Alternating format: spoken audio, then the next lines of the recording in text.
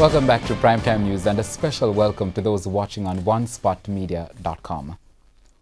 We must make an example of someone. The declaration this evening from the National Solid Waste Management Authority, NSWMA, as it vows to go after those responsible for setting fires at several of the island's disposal sites.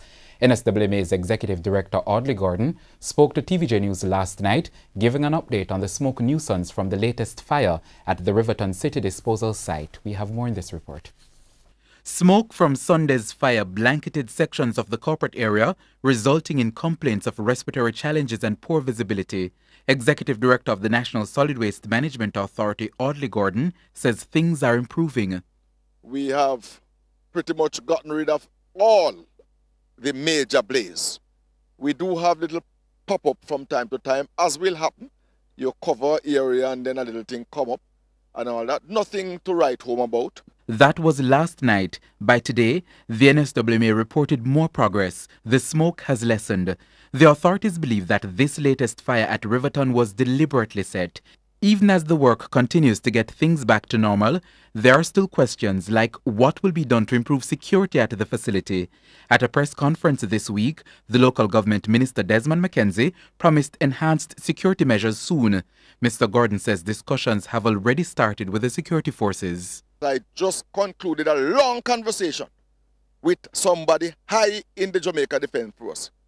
We will be talking again tonight, tomorrow, and we're going to put in place some measures. And God help that one that we catch lighting a disposal facility. Because believe me, the full weight of the law will be brought to bear on that person. And they will feel it. Just yesterday, there was a fire at the Church Corner disposal site in Morant Bay, St. Thomas, also believed to be the work of arsonists. So additional security measures will also be put in place at the other dump sites across the island. We must make an example of someone. I know people are going to say, oh, you're just pure talk. But look, we know that it's not going to be easy. But we are prepared. It's a fight that we are prepared to wage. The Jamaica Environment Trust, JET, says the long-term solution is the relocation of the dump.